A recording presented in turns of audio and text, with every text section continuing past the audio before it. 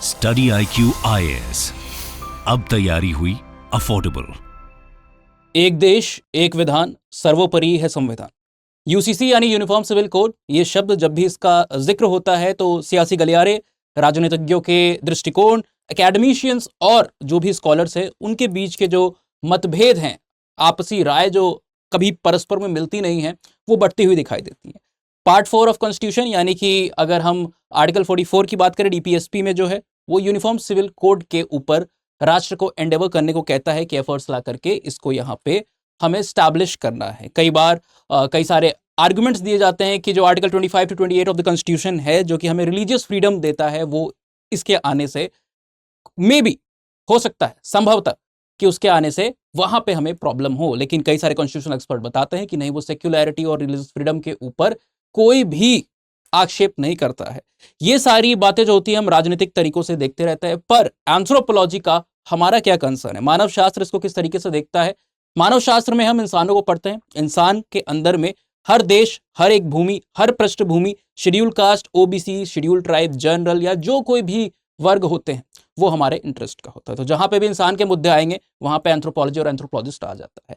ऐसा ही कुछ की कंसर्न कई सारे रीसेंट जो आर्टिकल्स आपको न्यूज़पेपर में कवर होते हुए देखने को मिल रहे हैं, जो बताते हैं कि जो पिछड़ा वर्ग है, जो मार्जिनलाइज्ड ग्रुप्स हैं, खासकर शेड्यूल ट्राइब जो है, उनको यूसीसी के आने से किस तरीके से परेशानी हो सकती है, और क्या जो ट्राइबल की पॉपुलेशन देश में 8.6% इस देश के हिस्से को कंप्राइज करती है, वो भी 2011 के सेंसस के हिसाब से, क्या वो यूसीसी के इंप्लीमेंटेशन में कोई बाधा को ला सकती है, या फिर वहां पे एक रिवोल्ट आपको देखने को मिल सकता है? अंग्रेजों के जमाने में कॉलोनियल रूल के दौरान, कॉलोनियल एडमिनिस्ट्रेशन के दौरान आपने देखा कि किस तरीके से पूरे लगभग 100-150 साल के एक लंबे अंतराल में देश के हर एक कोने में, चाहे आप उत्तर की बात करें, दक्षिण की बात करें, पूर्व पश्चिम, सेंट्रल इंडिया, हर जगह पे आपको इस तरीके के रिवोल्ट्स देखने को मिलते हैं। जस्ट एक साल पहले जब 1857 की रिवोल्ट होती है, उससे पहले आप संथल रिवोल्ट, संथल रिबेलियन का आप नाम देखते हो, है ना। संथल वो ट्राइब, वो जनजाति जहां से हमारी वर्तमान देश की जो राष्ट्रपति हैं, president of India Droupadi Murmu ji, वो वहां से बिलोंग करती हैं, उस ट्राइबल ग्रुप से बिलोंग करती हैं।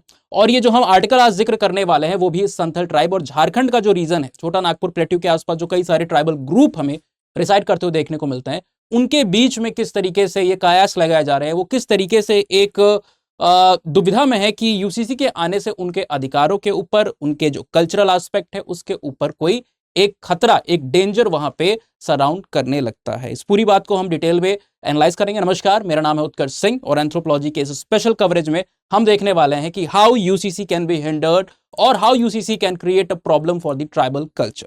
और क्या ट्राइबल्स जो देश के हैं, जो हमने जिक्र किया कि 2011 के सेंसस के हिसाब से 8.6% में भी, जब लेटेस्ट सेंसस आए हो नहीं पाए कोविड की वजह से और भी कई सारी वजहों की वजह से, तो लेटेस्ट डाटा जब आए तो ये नंबर 9% से ऊपर जा सकता है, क्योंकि 2001 में आप देखते हो 8.2% of the Indian population tribal, schedule tribe वहां पे थे। ठीक है, आज के समय में 8.6% है। देश की आबादी अगर 140 करोड़ है तो उसमें से अच्छा खासा जो हिस्सा है वो इन ट्राइबल ग्रुप्स का है। और इनकी कंडीशन के ऊपर हमने कई बार कवरेज की हुई है ट्राइबल एंथ्रोपोलॉजी के वीडियोस में, कि बहुत सारी प्रॉब्लम्स है, हेल्थ है, सैनिटेशन है ना, रिलीजियस तौर पे आप देखते हो कई सारी इनको दिक्कतें होती है, लैंड एलिनेशन का मुद्दा है, पॉवर्टी का मुद्दा होता है। अपार्ट फ्रॉम दैट आप देखते हो इनडेप्टनेस का या डेप्ट बॉन्डेज, बॉन्डेड लेबर का जो पूरा सिनेरियो उनके बीच में प्रेवलेंट है, एजुकेशन, हेल्थ इंफ्रास्ट्रक्चर, हर एक पहलू पे यहाँ पे आपको मार्जिनलाइजेशन दिखाई देता है। कई ग्रुप्स तो इतने ज्यादा इस परेशानी से व्यथित हैं कि उनके बीच में आपको पॉपुलेशन का एक डिक्लाइन देखने को मिल रहा है, यानी कि डीपॉपुलेशन का कंसेप्ट वहां पे अप्लाई होता है, जिसकी वजह से उनको शेड्यूल ट्राइब से भी ज्यादा एक सुविधा पहुंचाने की, एक प्रिवेंटिव मेजर के थ्रू केटर करने की नीड हो जाती है। इसीलिए संविधान का जो एक डायरेक्टिव प्रिंसिपल आप देखते हो, या फिर संविधान के जो आप सेफगार्ड्स देखते हो, उसके दरमियान पीवीटीजी का यहाँ पे हमने गठन किया था 73 में, ताकि हम ऐसे ग्रुप्स को सेफगार्ड कर सके। ठीक है, आगे बढ़े इससे पहले आपके लिए जानना बहुत जरूरी है कि ये पूरा जो टॉपिक है, इस तरीके के आप हर जगह पे यूसीसी का मामला हो या फिर कोई और मामला हो, अलग अलग आर्टिकल से, अलग अलग शेड्यूल से, कॉन्स्टिट्यूशन के अंदर में बहुत सारे एसेज और एथिक्स में आपको ऐसे कल्चर के फ्रंट पे आंसर लिखने होते हैं। इस पूरे जगह पे आपके मदद करने वाला इकलौता एक सब्जेक्ट है। हर सब्जेक्ट सिर्फ एक आध जीएस के पेपर से ओवरलैप करते हैं, पर एंथ्रोपोलॉजी इकलौता ऐसा ऑप्शनल पेपर है जो GS 1 से लेकर के GS 4 तक एथिक्स हो, एस्से हो और इंटरव्यू तक आपकी यहाँ पे हेल्प कर रहा होता है। आंसर राइटिंग और आपके जो पर्सपेक्टिव हो वो इतने ज्यादा डेवलप हो जाते हैं कि आपको काफी बैलेंस्ड और न्यूआंस्ड नोवेल अप्रोच मिलती है आंसर को लिखने की। सक्सेस की तो बात हम करेंगे नहीं क्योंकि बहुत सारे ऑप्शनल पिछले 8 साल से एंथ्रोपोलॉजी को पकड़ने की कोशिश कर रहे हैं पर आज तक कोई पकड़ नहीं पाया। 10.5% का सक्सेस रेट रखने वाला इकलौता मेजर ऑप्शनल है। हर साल टॉपर्स की फैक्ट्री बन के दिखाता है। इस साल भी 4 टॉपर्स आए थे, 2017 में भी टॉप 10 में 4 आए थे। 100 की तो हम बात ही नहीं करते हैं। मे भी हो सकता है एक दिन ऐसा है कि 100 में से 50 एंथ्रोपोलॉजी के बच्चे वहां पे आपको देखने को मिले, है ना। तो ये सारी बातें हमने कई वीडियोस में डिस्कस की हुई, यहाँ पे टाइम को वेस्ट नहीं करेंगे। आपको इन्फॉर्म कर देते हैं कि 20 सितंबर का ये जो टाइम फ्रेम है, यहाँ पे हमारे जो बैचेस हैं वो स्टार्ट हो रहे हैं सितंबर के, है ना। बहुत ही स्ट्रेटेजिकली फिटेड टाइम फ्रेम है। वर्तमान प्रधानमंत्री का जन्मदिन 17 सितंबर को, पूर्व प्रधानमंत्री का जन्मदिन 25 सितंबर को, मोदी जी और मनमोहन जी के बीच में हमने बैच लॉन्च को रखा हुआ है, ठीक है।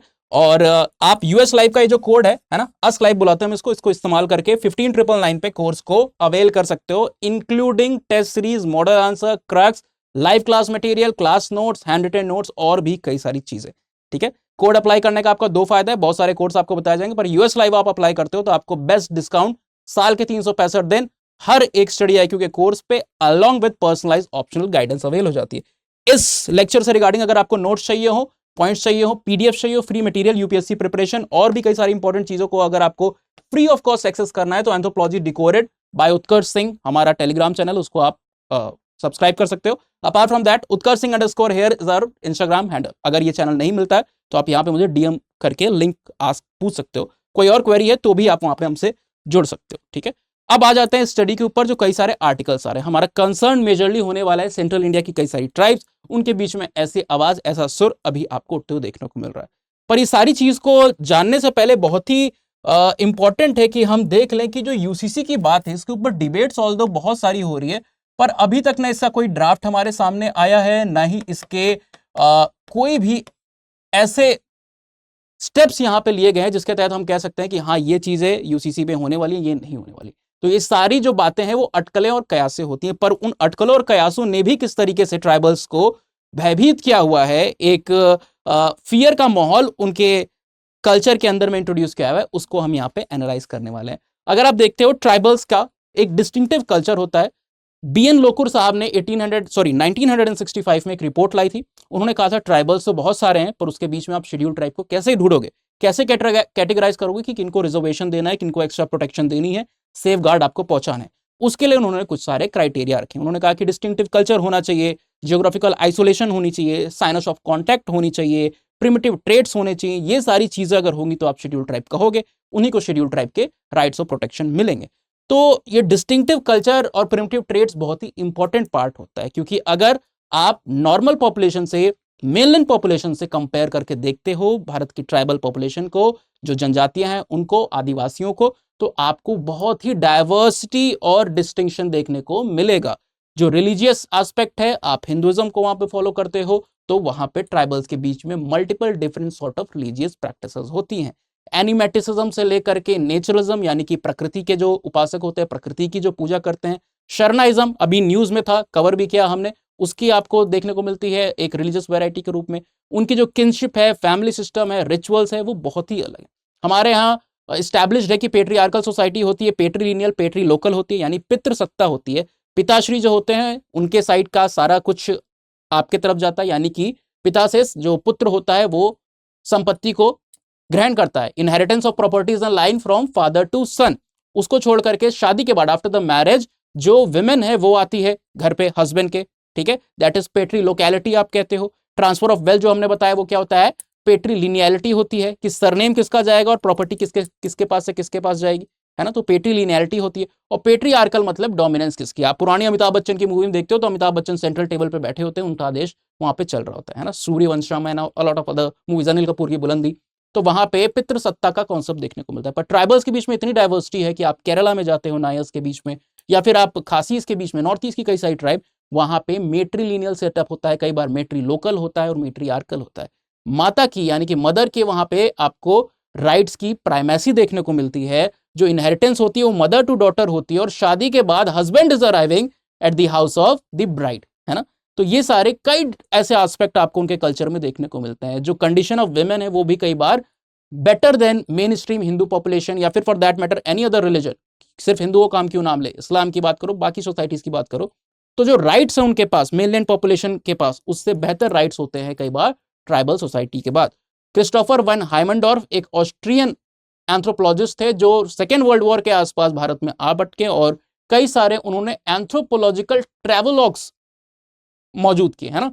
लोग एथनोग्राफीज लिखते हैं ट्राइबल के ऊपर, लिटरेचर जब पब्लिश करते हैं, उन्होंने ट्रैवलॉग्स को लिखा और उन्होंने दिखाया कि किस तरीके से वुमेन के राइट जो होते हैं वो टबैको से लेकर के बाकी जो भी ड्रिंक्स है, बहुत समय तक बाहर रहना या फिर स्ट्रेंजर से बात करना, ये सारी चीजें उनके पास एज अ कल्चरल राइट मौजूद थी।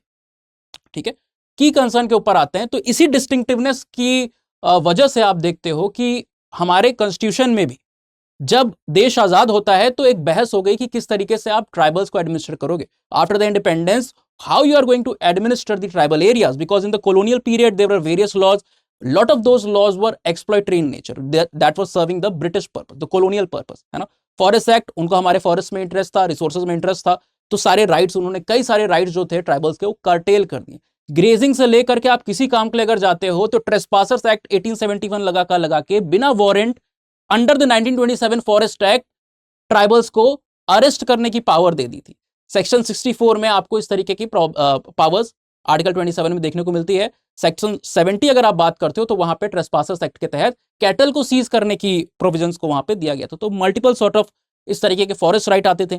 कई ट्राइब्स को उन्होंने क्रिमिनल ट्राइब्स घोषित कर दिया था, यानी कि अगर आप पे सिर्फ शक हुआ या फिर एक मेंबर ने अगर कोई छोटी मोटी भी क्रिमिनल एक्ट या फिर डेकोइटी, थेफ्ट में अगर पकड़ा गया वो, है ना, तो पूरे के पूरे ग्रुप को वहां पे अरेस्ट कर लिया था, टैग कर दिया गया था कि आप सस्पेक्टेड हो। स्टिग्मा उनके बीच में सोचिए कैसा डेवलप होगा। तो कॉलोनियल जब गए तो देश आजाद हुआ तो हम अप्रोच के ऊपर सोच रहे थे कि क्या अप्रोच रहेगी। उस सिलसिले में लॉट ऑफ एंथ्रोपोलॉजिस्ट, देश के खुद प्राइम मिनिस्टर, पहले प्राइम मिनिस्टर हरदिल अजीज जिनको कहते हैं, पंडित जवाहरलाल नेहरू, है ना, उन्होंने भी इस चीज में अपने अप्रोचेस को रखा। ट्राइबल पंचशील आती है, इंटीग्रेशन की अप्रोच को रखा जाता है कि ना तो हम ट्राइबल्स को उनके हाल पे ऐसे ही छोड़ देंगे कि जो करना है करिए, और ना ही हम उनको जबरदस्ती अपने कल्चर में ला करके मिलाएंगे। That is in technical terms, neither we will follow the isolationist approach nor we will assimilate themselves those tribal people forcefully, rather we will go for the integration approach, है ना। मिलीजुली, जहां पे आप फोर्स नहीं कर रहे हो, you are letting the developmental programmes reach those people but without forcing them. आप वो अवेयरनेस ले आ रहे हो, है ना, और धीमे ग्रेजुअल प्रोसेस के थ्रू इन सारी चीजों को कंडक्ट कर रहे हो। उसी के तहत कई सारे जो हमारे फोर फादर्स है, जो जिन्होंने कॉन्स्टिट्यूशन हमारा बनाया, उन्होंने सोचा कि कुछ सेफगार्ड्स को भी रखते हैं। कश्मीर का मामला आप सुनते हो, स्पेशल स्टेटस था, रीजनल ऑटोनॉमी का आप मामला सुनते हो, वो तो गया, पर कई सारे नॉर्थ ईस्टर्न स्टेट्स हैं जो कि 371 ए बी सी एफ के अंतर्गत उनके पास, आप आसाम की बात करते हो, नागालैंड की बात करते हो, तो उनके पास इस तरीके की ऑटोनॉमी मौजूद है। नागालैंड के पास स्पेसिफिकली स्टेट का, सॉरी, यानी कि जो सेंट्रल गवर्नमेंट है उसका कोई भी प्रोविजन विदाउट गवर्नर की कंसेंट, विदाउट उनके जो अपने लॉज हैं, ट्रेडिशनल लॉज हैं, उसको बाईपास करके सेंट्रल के लॉज वहां पे इंप्लीमेंट आप नहीं कर सकते हो। तो स्पेशल स्टेटस उनको दिया गया है एक तरीके से। Apart from that also constitution में जो 5th और 6th शेड्यूल है अंडर द आर्टिकल 344(1) एंड 344(2), वहां पे भी आपको देखने को मिल रहा है कि इस तरीके के सेफगार्ड्स उनके पास हैं। Internal matter, marriage, divorce, civil, कई बार क्रिमिनल केसेस भी जो होते हैं, ट्रांसफर ऑफ वेल्थ जो होता है, लैंड का जो मैनेजमेंट होता है, वो सारी की सारी तरीके उनके ऊपर है। जो नॉर्मल कोर्ट्स है वो वहां पे वर्क नहीं करती, वहीं आपको यहाँ पे स्लाइड में देखने को मिल रहा है कि स्पेशल कोर्ट जो है वो ट्राइबल कम्युनिटीज के लिए, उनके लिए एडमिनिस्ट्रेशन के लिए बनाई गई है। इवन अंडर 6th शेड्यूल आपको जो आसाम की बात करते हो, त्रिपुरा की बात करते हो, मेघालय की बात करते हो, मिजोरम की बात करते हो, तो इन सारी जगहों पे भी आपको एक डिस्ट्रिक्ट काउंसिल वहां पे देखने को मिली है। नॉर्थ ईस्टर्न रीजन जो है वहां पे आपको इस तरीके की डिस्ट्रिक्ट काउंसिल्स देखने को मिलेगी जो इस तरीके के सारे मामले को देख रही होती है, यानी कि उनके खुद के पर्सनल लॉज के बेसिस पे उनका एडमिनिस्ट्रेशन चल रहा होता है। अब यहां पे आ जाती है यूसीसी की बात कि अगर आप यूसीसी को लाते हो, है ना, इसका पूरा कॉन्सेप्ट क्या है, यूनिफॉर्म सिविल कोड है, ठीक है, एक general applicable pan India law की वो बात करता है, हर तरीके की न्यूट्रलिटी और equality, be it gender, be it social, उस तरीके की इक्वालिटी की वहां पे बात कर रहा होता है ना। तो यहां पे अगर ये यूसीसी ट्राइबल्स को डर है कि अप्लाई होता है तो उनको जो सेफगार्ड्स मिले हैं वो हैम्पर हो जाएंगे। 5th schedule, 6th schedule, 371 ABC, बहुत सारे आर्टिकल्स है ना, और भी कई सारे कॉन्स्टिट्यूशनल प्रोविजंस है जो उनके सेफगार्ड के लिए बनाए गए हैं। तो क्या उसके ऊपर आपको एक चोट होती हुई देखने को मिलेगी थ्रू द यूसीसी? ये इनका मेन कंसर्न है, और यही जो आर्टिकल में ऑथर ने कवर किया है वो इसी के बारे में, ठीक है। तो यहां पे आपको देखने को मिलता है कि ट्राइबल्स की जो एक कोर्ट है ना, जहां पे उनको सेफगार्ड मिला हुआ है, वहां पे ना कोई जज है और ना वहां पे कोई लॉयर है, जिस तरीके का आपको देखने को मिलता है। इंस्टेड वो जो कोर्ट है वो 3 विलेज लीडर्स जो होते हैं वो उसको लीड कर रहे होते हैं, ठीक है। चीफ्स या जो हेड होते हैं, है ना, गवर्नर के पास इस तरीके के राइट्स है कि वो मेंबर्स को अपॉइंटमेंट वगैरह को देखे इस तरीके की बॉडीज में। तो ये जो हेड्स होते हैं, ये जो लीडर्स है विलेज के, वो वहां पर एक आपको देखने को मिलेगा एक लीडर इन 3 में से जो है वो नेम किया जाता है बाय द कंप्लेनेंट, जिसकी शिकायत है, जो अर्जी करता है, ठीक है। एक जो होता है मेंबर वो रिस्पोंडेंट की तरफ से आपको आते हुए देखने को मिलता है, यानी कि जो वहां पे पहुंचता है, जिसके खिलाफ शिकायत की गई है ना, जिसको जवाब देना है।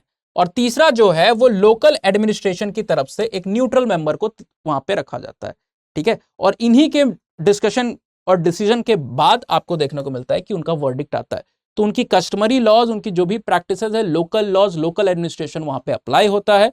और हम जो मेनलैंड में विधान को देखते हैं वो वहां पे अप्लाई नहीं हो रहा। तो इनका मेन कंसर्न है कि क्या ये चला जाएगा। अब why is it necessary for them, और why they are very much at ease with this particular system where there is this 3 man system, 3 leaders वहां पे आएंगे। और भी कई सारे रीजंस में अलग सिस्टम है। तो उनको इस तरीके के सिस्टम से क्या लगाव है? लगाव इसलिए है कि वहां पे आप देख रहे हो कि we have discussed one of the criteria, one of the traits of the tribal, that is shyness of contact, है ना। उनको इंटरफेरेंस उतनी नहीं चाहिए होती है। बाहर के जो लोग होते हैं, आउटसाइडर, जो कॉलोनियल्स ने बहुत हद तक उनके बीच में भेजे ड्यूरिंग देयर एडमिनिस्ट्रेटिव पीरियड, है ना, उनको वो दीकू कहते थे। और उससे इतनी प्रॉब्लम्स हुई कि कई बार कई रिवॉल्ट्स भी आए। वो मनी लेंडिंग का बिजनेस करने लगते थे, यानी कि पैसे लोन पे देने लगते थे ट्राइबल्स को, और इंटरेस्ट इतना कि आप सुनोगे तो आपके होश उड़ जाएंगे। कोई भी सरकारी एजेंसी 14-16%, 18% के ऊपर शायद ही कभी इंटरेस्ट आपसे ले किसी भी चीज के ऊपर।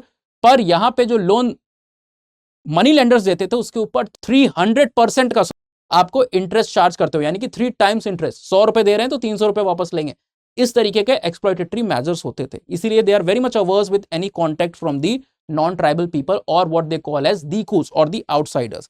तो ऐसे लोग अगर उनके एडमिनिस्ट्रेशन में आएंगे, उनके चीज को फोर्सी करेंगे, तो दे विल बी अनकंफर्टेबल। तो पहली चीज तो इन्हें जो सुविधा सहूलियत होती है वो ये है कि the people who are seeing this body are from their own community. Second, they are speaking and they are taking away the entire proceeding in the language which is known by the people। ये जो article है वो झारखंड के जो संथल का group है उसके सिलसिले में है। तो उनके बीच में हो language, one of the language that is spoken in the eastern, central eastern part, वहां पे लैंग्वेज बोली जाती है। और इनका जो फैसला और ये पूरी प्रोसीडिंग होती है इसी पर्टिकुलर लैंग्वेज में होती है। अगर आप देखते हो, कई बार आपको वीडियोस देखने को मिलते होंगे on the social media platform where there the जज is asking kindly proceed in English language, है ना, और गेट ए ट्रांसलेटर। तो लैंग्वेज का इशू बहुत बार होता है। बिहार में कई बार आपको देखने को मिलता है कि वो जो रिस्पोंडेंट है या फिर जो वकील है ना, तो वो क्या कहता है कि हमारी पूरी की पूरी तालीम जो है, पूरी एजुकेशन जो है वो हिंदी मीडियम में हुई, तो हम कहाँ से, आपको एक वीडियो बहुत वायरल हुआ था अभी कि हुजूर हम कहाँ से इंग्लिश में बोलेंगे, है ना। तो आपके ऊपर है कि आप ट्रांसलेटर लाओ या अरेंज करो। तो ये प्रोविजंस हैं ट्रांसलेटर के एंड ऑल, बट इंफ्रास्ट्रक्चर इतना अलाइंड नहीं है उसके साथ, ये ना, ये जो इंप्लीमेंटेशन होता है ग्राउंड लेवल पे वो उतना ज्यादा इंटैक्ट नहीं है।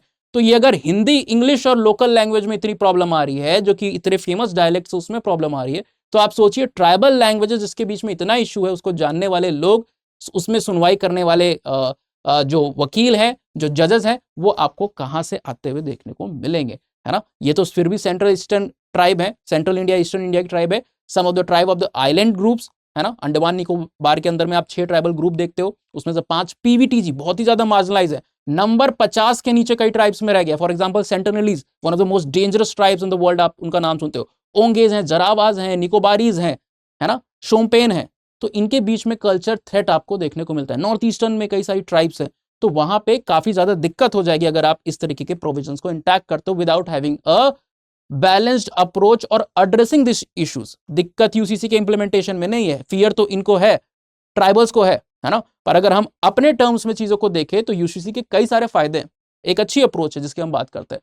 पर उसके एप्लीकेशन के समय अगर हम इन सारी चीजों पे पॉन्डर ओवर नहीं करते, इन सारे पॉइंट्स पे, तो it will be a very problematic situation, है ना। और संविधान के जो हमारे खुद के मूल्य हैं वो भी वहां पे एक तरीके से इग्नोर होंगे कि मार्जिनलाइज को एक डेमोक्रेटिक सेटअप में आपको लेकर के चलना होता है साथ में। दूसरी बात जो इनको एक मेन चिंता सता रही होती है वो है कि ये जस्टिस सिस्टम जो इनका है, पर्सनल जस्टिस सिस्टम, वो वहां पे it will cease to exist, वो वहां पे समाप्त हो जाएगा, है ना। और ये सारा डर जो इनके बीच में खासकर क्यों डेवलप हो रहा है, कब से डेवलप हो रहा है, बिकॉज ऑफ दी बहुत सारे मिनिस्टर्स, या फिर आप बात कर रहे हो कि बीजेपी ने जब ये प्रपोज किया हुआ है, न्यूज चैनल्स पे डिबेट जब आती हैं तो इस चीज को और भी ज्यादा हाईलाइट कर रही थी, फ्यूल अप कर रही होती है ना। मैनिफेस्टो का भी उनके पार्ट रह चुका है और इस तरीके की चीजों को कह रहे हैं कि हमको लाना है ताकि आप इररिस्पेक्टिव ऑफ द रिलीजन, कुछ भी इंसान का रिलीजन हो, है ना, किसी कोई भी सेक्स हो यानी जेंडर हो, और कोई भी उसका सेक्सुअल ओरिएंटेशन हो, इसके इररिस्पेक्टिव आप सबके लिए एक देश एक विधान यूनिफॉर्म सिविल कोड का सिस्टम ला पाओगे।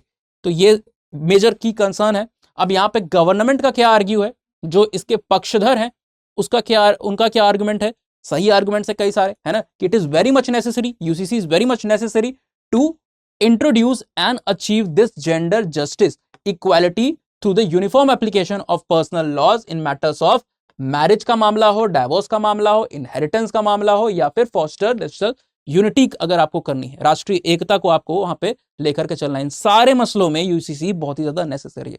तो ये हुआ गवर्नमेंट का पार्ट, है ना। हम बहुत न्यूट्रलिटी के साथ कवर कर रहे हैं, we are not giving our perspective.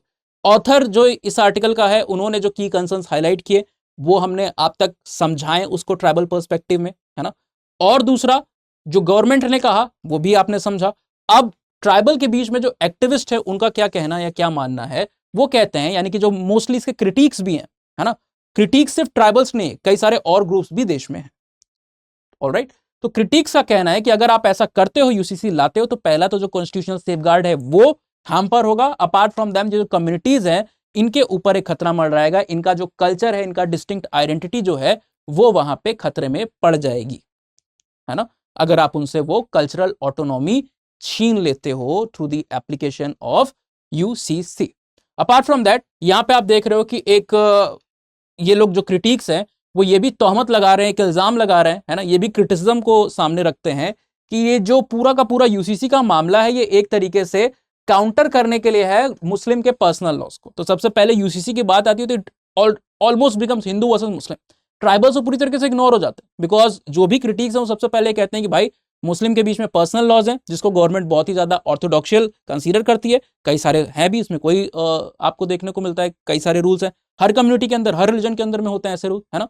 तो उसको न्यूट्रलाइज करने के लिए देश के आजाद होते ही हिंदू कोड बिल्स आए, इनहेरिटेंस के ऊपर कई सारी चीजें आई, है ना, अंबेडकर साहब को तो कैबिनेट छोड़नी पड़ी, उसमें डिले हो रहा था, तो और उनके जस्ट जो मृत्यु उनकी हो रही है उसके 56 में वो सारे के सारे सीरीज ऑफ जो बिल्स हैं, जो कानून है, वो पूरी तरीके से इंप्लीमेंट होते हैं और उसी समय उनकी डेथ भी हो जाती है जब वो कन्वर्ट होते हैं, है ना। तो ये सारी चीजें हर कल्चर में होती हैं और क्रिटिक्स का कहना है कि गवर्नमेंट ये जो orthodoxial nature of rules personal laws में समझती है मुस्लिम्स के, उसको काउंटर करने के लिए यूसीसी को लेकर के आ रही है, और वो एक तरीके से जो 24 में इलेक्शन होने वाले हैं उसके लिए हिंदू वोट्स को कंसोलिडेट करना चाहती है और भी ज्यादा मोबिलाइज करना चाहती है ना, कई सारे मुद्दों में ये भी उनका एक मुद्दा है। तो ये तो हो गया क्रिटिसिज्म जो कि क्रिटिक्स दे रहे हैं। पर अगर आप देखो नॉन ट्राइबल जो है इस पर्टिकुलर यूसीसी के बाद, वो जो लैंड है ना, अभी आप कॉन्स्टिट्यूशनल सेफगार्ड को देखते हो तो मोस्ट ऑफ द प्लेसेस में आउटसाइडर्स और non tribal people are not allowed to occupy, buy, purchase और ट्रांसफर लैंड, है ना। वो जमीन का अधिग्रहण, खरीद फरोख्त, ये सारी चीजें नहीं कर सकते जो ट्राइबल की जमीन होती है, ठीक है।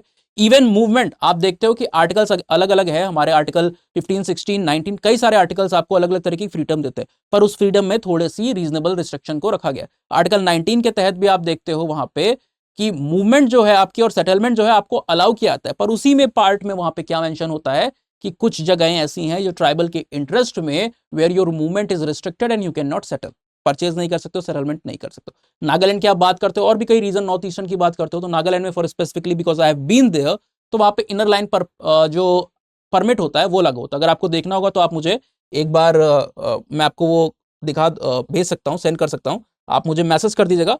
ये हमारा anthropology decoded by Utkarsh Singh Telegram handle है, यहाँ पे तो मैसेज नहीं कर सकते आप, उत्कर्ष सिंह _हेयर पे आप मैसेज कर दीजिएगा, तो मैं टेलीग्राम पे पूरा डाटा डिटेल आईएलपी के प्रोविजंस और आईएलपी की जो इमेज है, रियल इमेज आज के समय में, वो आपको सेंड कर दूंगा, आपके साथ शेयर कर दूंगा, ठीक है।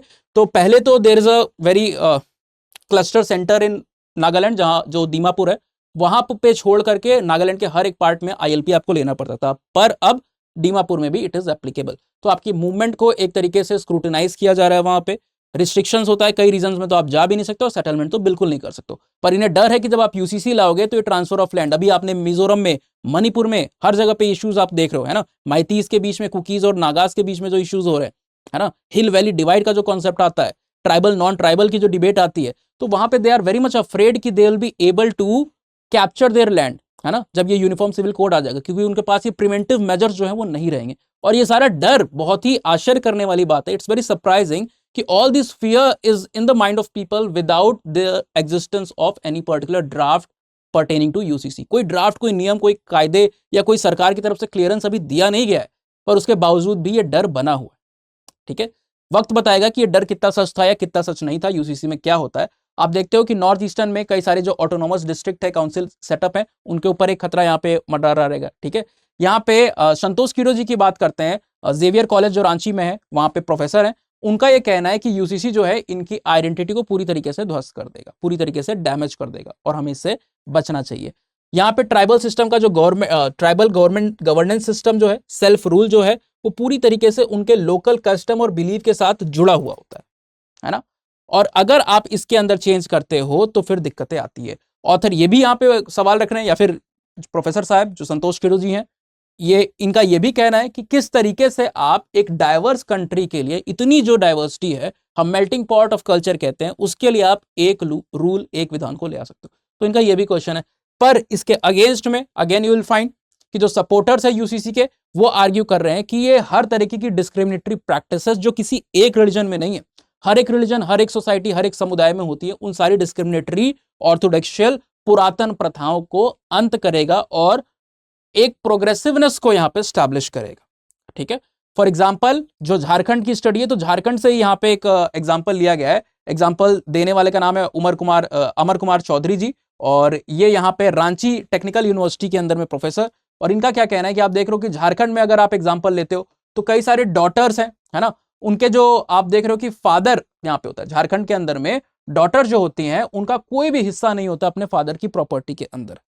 तो ये जो प्रैक्टिस है ये आपको हटते हुए देखने को मिलेगी। Daughters will also be able to have और claim their rights over the ancestral property, है ना। तो इस तरीके के आर्गुमेंट्स भी दिए जा रहे हैं। इनका कहना ये भी है कि ना सिर्फ इस तरीके की डिस्क्रिमिनेटरी प्रैक्टिस को एंड करेगा UCC, but it will also help in the greater integration of the nation, that is the utmost importance of any citizen in the country. इससे बड़ा कोई भी स्वप्न नहीं हो सकता है, देश की एकता, देश की इंटीग्रिटी से ज्यादा। पर एज एन एंथ्रोपोलॉजिस्ट कई लोगों का यहाँ पे कंसर्न होता है कि कल्चरल जो डाइवर्सिटी है, कल्चर का लॉस ना हो, जो हमारे फोर फादर्स ने कॉन्स्टिट्यूशन के साथ जो वायदे किए थे वो भी वहां पे इंटैक्ट रहे। इस संबंध में आपका क्या कहना है? कि आपको लगता है कि यूसीसी की से वजह से ट्राइबल्स के राइट्स हैम्पर होंगे, यूसीसी को लाना चाहिए, नहीं लाना चाहिए? आप अपनी समझ को यहाँ पे कमेंट सेक्शन में हमसे शेयर कर सकते हो। देखते हैं कि आप यूसीसी के बारे में क्या राय रखते हो। रिमाइंडिंग यू वंस अगेन, ये सारी चीजें अगर आपको ऐसी चीजों में इंटरेस्ट आता है, बिकॉज ट्राइबल्स के बारे में वी डू नॉट हियर, है ना, देश के इतनी बड़ी जनसंख्या के इतने बड़े पार्ट है, इतनी डाइवर्सिटी है, मैरिज उनकी ऐसी कि आपने कभी भी नहीं सुनी होगी। सिर्फ हमारे स्क्रिप्चर्स में, महाभारत में ऐसी मैरिजेस सुनी है आपने, या फिर किसी और ग्रंथ में, हमारे पवित्र ग्रंथों में आपने सुनी होगी, या फिर किसी और कम्युनिटी के स्क्रिप्चर्स में सुनी होगी। तो रिलीजन इतना डिफरेंट, हर एक चीज इतनी डिफरेंट, पर कोई भी इनके बारे में हमें नहीं पढ़ाता है। पर एंथ्रोपोलॉजी आपको डिटेल में करता है। हिस्ट्री पसंद है, आर्कियोलॉजी पसंद है, यहाँ पे आइए। साइंस बैकग्राउंड है, बायोलॉजी पसंद है, और भी कई सब टेक्निकल चीजें पसंद है आपको, यहाँ पे आइए। फिजिकल एंथ्रोपोलॉजी आपके लिए, सोशियोलॉजी के टॉपिक्स में इंटरेस्ट है, यहाँ पे आइए। सोशल कल्चरल एंथ्रोपोलॉजी में आप आएंगे। तो वन सब्जेक्ट एंटायर सॉल्यूशन, इसीलिए इतना ज्यादा आपको डाइवर्स इंटेलेक्ट डेवलप करता है कि आप हर तरीके के आंसर्स को यहाँ पे, चाहे आप प्रिपरेशन कर रहे हो ना कर रहे हो, आपको हेल्प कर रहा होता है ना। तो अगर आप प्रिपरेशन कर रहे हो, आपको पता होगा कि 7-8 साल से इससे बढ़िया ऑप्शन कोई है नहीं, है ना। बहुत सारे ऑप्शंस आए, बहुत सारे गए, पर एंथ्रोपोलॉजी पिछले 8 सालों से चैंपियन ऑप्शन बन करके बैठा हुआ है। सक्सेस रेट जो किसी के पास नहीं है, टॉपर्स की संख्या किसी के पास नहीं है। मेरा फेवरेट पार्ट होता है कि यहाँ पे बहुत ही स्टैटिक है और सबसे शॉर्टेस्ट मेजर ऑप्शनल है, तो आपके पास रिवीजन का, मल्टीपल रिवीजन का, आंसर राइटिंग का समय बच जाता है ना। बार बार आप ये चीजों को कर सकते हो, और ये सबसे ज्यादा नेसेसरी होती है। पढ़ना तो बहुत आसान है, पर उसको रिटेन कर पाना वो मुश्किल होता है। कई सब्जेक्ट में जो डायनेमिक पोर्शन होता है वो इतना बड़ा होता है कि एंथ्रोपोलॉजी के पूरे पोर्शन से ज्यादा उनका डायनेमिक पोर्शन लेता है। तो यहाँ पे कोई करंट अफेयर्स का वो नहीं है। आप न्यूज़पेपर उठा करके देखिए, क्वेश्चन पेपर उठा करके देखिए, पीवाईक्यूज, कोई भी चीज करंट अफेयर से हार्डली यहाँ पे पूछी जाती है, ना के बराबर। Negligible amount of current affairs are being asked. जो भी चीज पहुंचानी है, डायनेमिसिटी, वो आपको अपने थ्रू वहां पे ऐड करनी है। You can choose what you have to add on. तो that's why it is the best option, also called as the factory of toppers. Join करना है तो 15999 में यूएस लाइव का कोड लगाना मत भूलिएगा। बेस्ट डिस्काउंट को 365 दिन आप अवेल करते हो हर एक स्टडी आईक्यू के कोर्स पे, चाहे P2I चाहे कोई भी और कोर्स हो, और साथ ही साथ आप पर्सनलाइज ऑप्शनल की गाइडेंस को भी पा लेते हो। Let me show you once again कि यहाँ पे आप किस तरीके से एनरोल कर सकते हो। यहाँ पे स्टडी आईक्यू के आपको पोर्टल है उसको खोलना होगा। हमारा ये स्टडी आईक्यू की वेबसाइट आ गई और इसको स्क्रॉल डाउन किया, यहाँ पे यूपीएससी ऑप्शनल्स है, ऑप्शनल को यहाँ पे हमने खोला हुआ है ना। और यहाँ पे आप देख रहे हो कि सितंबर के बैचेस का 2499 और एमआरपी तो उससे भी ज्यादा है, पर इसको बाय नाउ करोगे, अभी हमने यहाँ पे लॉगिन नहीं किया हुआ है, बाय नाउ आप करोगे तो आपके पास ऑप्शन आ जाएगा, यहाँ पे नंबर डाल करके एक कोड मांगेगा, है ना, कूपन कोड, डिस्काउंट कोड। तो बहुत सारे कोड आपको प्रोवाइड होंगे और किसी भी कोड को आप अप्लाई करके देखोगे तो आपको यूएस लाइव से ज्यादा डिस्काउंट नहीं मिलेगा। ये डिस्काउंट वेरी कर सकता है, कभी बहुत ज्यादा हो जाते हैं, है ना, पर हर समय साल के हर दिन ये मैक्सिमम डिस्काउंट आपको मिलेगा। प्लस आपको यहाँ पे सबसे बेहतरीन ऑप्शनल गाइडेंस भी मिलने वाली, ठीक है। So this was all for today's discussion, hope you like the topic. Please do share your views upon UCC and its implications in the comment section. See you in the next lecture. Signing off. Study IQ IAS, अब तैयारी हुई affordable.